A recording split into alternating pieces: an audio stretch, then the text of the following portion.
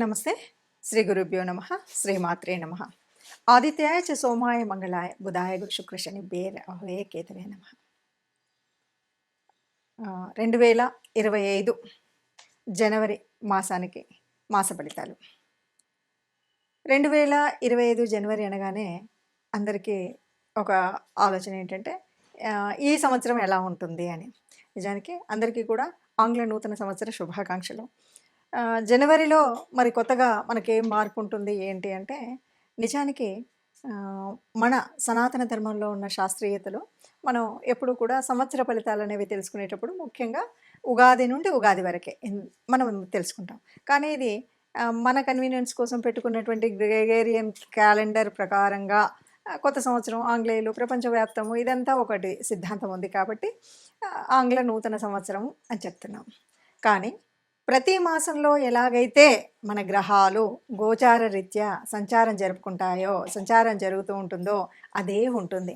ఇక్కడ కొత్తగా ప్రకృతిలో వచ్చేటువంటి మార్పు కానీ గ్రహాల యొక్క గమనంలో కానీ ఎప్పుడు వాటి స్థితిని బట్టి అంటే ఒక్కొక్క గ్రహానికి ఒక్కొక్క రాశి మారడానికి కొంత సమయం పడుతుంది. చంద్రుడికైతే 2.5 రోజులకి ఒకసారి, అలాగే మరి ఇంకా మిగతా వాటికి ఒక శనిగ్రహం చూస్తే మనకు తెలుసు 18 అంటే చాలా పెద్ద గ్రహాలకు ఒకలాగా, చిన్న గ్రహాలకు ఒకలాగా, నెల లోపల తిరిగే వాటికి 45 రోజుల్లో తిరిగేవి. రవి లాంటి వాడు కరెక్ట్గా నెల వచ్చేసరికి మారుతూ ఉంటాడు. ఇలాంటివి గ్రహాల యొక్క గమనం ఉంటుంది. మరి ఇలా ఉన్నప్పుడు జనవరి మాసంలో ఎలా ఉంటుంది, ఏ రాశి అంటే గోచార రీత్యా ఏ రాశిలో ఏ గ్రహాలు ఉన్నాయని కనుక మనం ముందు చూసినట్టయితే ఈ మాసంలో మనకు ముందు నుండి ఉన్నట్టుగానే రాహు మనకి మీనరాశిలో ఉంటుంది, కేతువు కన్యారాశిలో. ఈ దాదాపుగా చాలా నెమ్మదిగా కదిలేటువంటి గ్రహాలు కాబట్టి ఇప్పుడప్పుడే మారే పరిస్థితి లేదు అన్నట్టుగా మనకు కొంత కాలం నుండి ఉన్నాయి. సరే, గురువు వృషభంలో ఉన్నాడు, సేమ్ వక్రించే ఉన్నాడు. తర్వాత కర్కాటక రాశిలో ఉన్నటువంటి కుజుడు మళ్ళీ వక్రగతిలో ఉన్నాడు. కాకపోతే ఈ నెల 21వ తారీఖు మళ్ళీ వెనక్కి వెళుతూ ఉన్నాడు, అంటే మిథున రాశిలోకి వెళుతూ ఉన్నాడు. తర్వాత ఇక బుధుడి దగ్గరికి వచ్చేసరికి వృచ్చికంలో ఉన్నాడు, 4వ తారీఖు మారి ఆయన ధనుసులోకి వెళ్తాడు. ఆ తర్వాత మళ్ళీ 25వ తారీఖు వచ్చేసరికి మకరంలోకి ప్రవేశిస్తాడు. ఇది మనకు బుధుడి యొక్క గ్రహస్థితి. ఇక రవి ప్రతి మాసానికి ఒకసారి మారుతూ ఉంటాడు. ముఖ్యంగా ఈ మాసంలో రవి యొక్క ప్రత్యేకత చాలా ఎక్కువ. ధనుసు రాశిలో ఉన్నటువంటి రవి మకరంలోకి మారడం వల్లే మనకి కొన్ని మార్పులు, ఉత్తరాయణ కాలం రావడం కానీ మకర సంక్రాంతి రావడం కానీ జరుగుతుంది. అలా రవి మకర రాశిలోకి ప్రవేశిస్తాడు. ఇక శుక్ర శనులు ఇద్దరూ కూడా మనకి కుంభరాశిలో కనిపిస్తారు. మీనరాశిలో రాహు ఉన్నాడు అని చెప్పుకున్నాం. అయితే శుక్రుడు 28వ తారీఖు మనకి మీనరాశిలోకి వెళ్ళడం అనేటువంటిది ఉంటుంది. మరి ఇలాంటి గ్రహస్థితి ఉన్నప్పుడు అంటే గ్రహాల యొక్క గమనం ఇలా ఉంది. మరి ఇలా ఉన్నప్పుడు ఒక్కొక్క రాశి వారికి ఎలాంటి ఫలితం కనిపిస్తుంది? ఎందుకు అంటే మనకి కొన్ని యోగించే గ్రహాలు ఉంటాయి, కొన్ని యోగించని గ్రహాలు ఉంటాయి.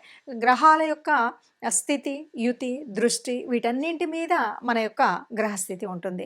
ఏ మాసానికైనా, ఏ పక్షానికైనా, వారానికైనా దినఫలాల వరకు చూసుకున్నప్పటికి కూడా ఏ రోజుకి ఆ రోజు మారుతూ ఉంటుంది, ఎప్పటికప్పుడు ఉంటుంది. అలా మారుతున్నప్పటికి కూడా మనం దినఫలాలు చూసుకునే వాళ్ళు ఉంటారు, వారఫలాలు ఇలా చూసుకుంటూ ఉంటాం. దీనికి కారణం ఏమిటి అంటే ఏదైనా సరే జరగబోయే పరిస్థితులలో వచ్చేటువంటి గ్రహాల మార్పు వల్ల మనకి ఏదైనా అనారోగ్యం, లేకపోతే ఆర్థిక ఇబ్బంది, లేక ఉద్యోగ చలనం ఇలాంటివి ఏవైనా ఉన్నప్పుడు దానికి తగు జాగ్రత్త తీసుకోవడం కోసం, లేదా కొన్నిసార్లు ఆ గ్రహాలని సంతృష్టి పరచడం కోసం మనం చేసేటువంటి గ్రహాల యొక్క పరిహారాలు ఇవి తెలుసుకుంటే గనక మనకు రాబోయే కష్టం నుండి కొంత తగ్గించుకోవడం, లాభం ఉంది అంటే దాని సద్వినియోగం ఎలా చేసుకోవాలి అనేటువంటి విషయాలు తెలుసుకోవడం కోసం మాత్రమే మనం ఎప్పుడూ కూడా ఈ గ్రహాల యొక్క ఫలితాలను అంటే మాస ఫలితాలు కానీ, వార ఫలితాలు కానీ, పక్ష ఫలితాలు కానీ, దిన ఫలితాలు కానీ తెలుసుకుంటూ ఉంటాం. అందులో భాగంగా మరి 2025 జనవరి మాసానికి మాస ఫలితాలు మనం ముందుగా రాశి వారీగా అంటే ఒక్కొక్క రాశి 12 రాశులకు ఫలితాలు తెలుసుకుందాం. తదుపరి రాశి కర్కాటక రాశి. కర్కాటక రాశి వారు గత కొంతకాలంగా కుజ స్తంభన ఇబ్బందిలో ఉన్నటువంటి పరిస్థితి. తర్వాత రవి బాగున్నాడనే చెప్పొచ్చు. తర్వాత 15 నుండి కొంచెం అంటే రెండవ పక్షంలో బాగా రవి బలం తగ్గుతుంది కాబట్టి కొద్దిగా ఇబ్బంది జరుగుతుంది. అష్టమ శని, బుధ, శుక్రులు వీళ్ళందరూ కూడా షష్టాష్టకాల్లో ఉన్నారు. 6, 8లో ఉండడం గల ఉంది. ఇది కాకుండా మరి గురుడు ఉంటే వక్రించి ఉన్నాడు. వక్రించినటువంటి గురుడు అంత శుభదాయకమైనటువంటి పరిస్థితి ఏం కాదు. మరి ఇందులో ఇప్పుడు ఈ రాశి వారికి ఏ గ్రహాలు బాగున్నాయి, ఏ గ్రహాలు బాగాలేవు అంటే కేవలం 2 గ్రహాలు శుక్రుడు, బుధుడు, వీటితో పాటు చంద్రుడు కొద్దిగా బాగున్నట్టు లెక్క. ఇక మిగతా వాళ్ళందరూ కూడా అంత మనకు లాభదాయకంగా ఉండేటువంటి పరిస్థితి అయితే లేదు. ఇక అష్టమ శని, కుజులు, ఈ నవమ రాహు, ఇది పరిస్థితి మనకు. అయితే ఏమి తలపెట్టినా దీనివల్ల ప్రభావం ఎట్లా ఉంటుంది, ఈ రాశి వాళ్ళకి ఏ కష్టం ఉంటుంది, మరి స్తంభించినటువంటి కుజుడు రాశిలో ఉన్నాడు, దాదాపు 21వ తారీఖు వరకు రాశిలోనే ఉన్నాడు, తర్వాత మళ్ళీ వ్యయంలోకి వెళ్తున్నాడు. ఇలాంటి పరిస్థితిలో ఎలా ఉంది అంటే ఏమి తలపెట్టినా మీరు ఏదో ఒక కార్యక్రమం తలపెడతారు. ఇది కొత్తది కడదామనో, ఇది కొత్త ప్రాజెక్టు వెంచర్ మొదలు పెడదామనో, కొత్త కార్యక్రమం ఏదో తలపెట్టాలని తలపెట్టినా వాయిదా పడ్డము, ఆటంకం రావడము, సరే కాదు అని మొదలుపెట్టినా ముందుకు సాగకపోవడం, ఇలాంటి పరిస్థితి బాగా చవి చూస్తారు. కాబట్టి ఏం చేయాలి మనం, ఈ కొత్త ప్రాజెక్టును మొదలు పెట్టకుండా ఉంటేనే మనకి ఈ ప్రారంభించి కష్టపడి అంతా మనసంతా చింతన పెట్టుకునేటువంటి పరిస్థితి ఉండకుండా ఉంటుంది. ఇక దాంతో అసంతృప్తి వస్తుంది. అబ్బా ఏం చేసినా సాగట్లేదే అనే అసంతృప్తి బాగా పెరిగితే ఏమవుతుంది, తెలియకుండా అనారోగ్యం వస్తుంది.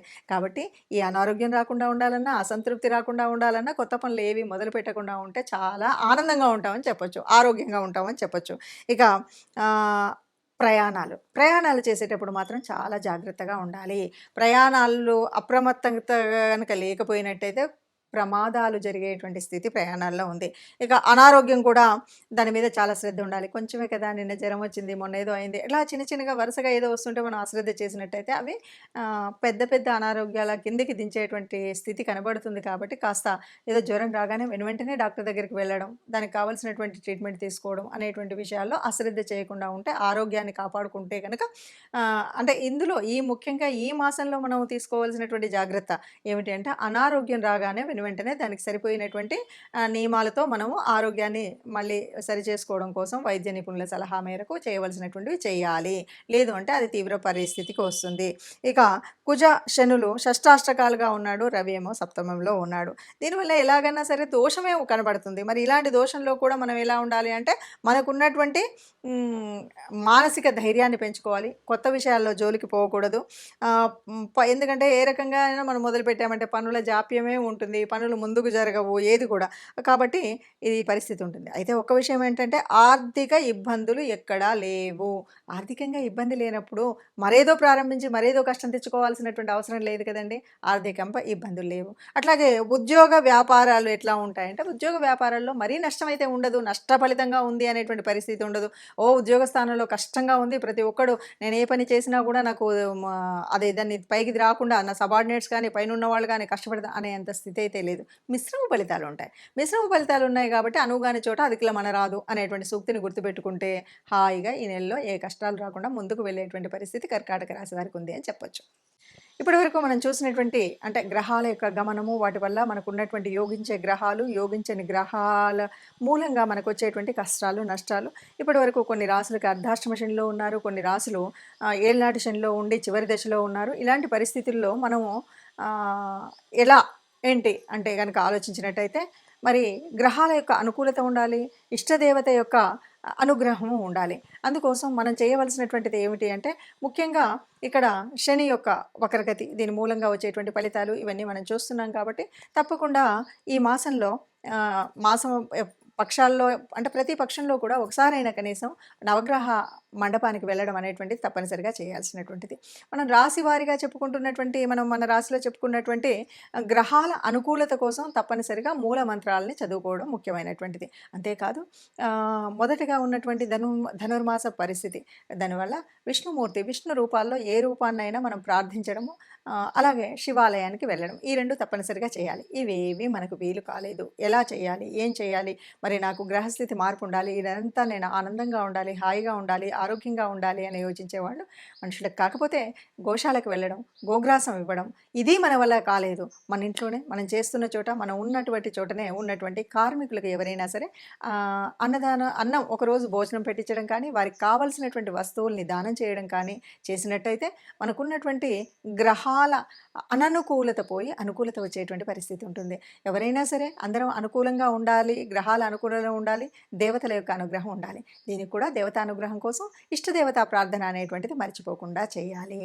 లేదు బయటకు వెళుతున్నాం, ఏ కష్టం రాకుండా ఉండాలి అని అనుకున్నప్పుడు మనం తప్పనిసరిగా ఏదైనా ఒక చిన్న శ్లోకం రాముడికి సంబంధించినటువంటిది ఏదైనా సరే, ఆపదామపహర్తారం దాతారం సర్వసంపదాం లోకాభిరామం శ్రీరామం భూయో భూయో నమామ్యహం అంటాం కదా.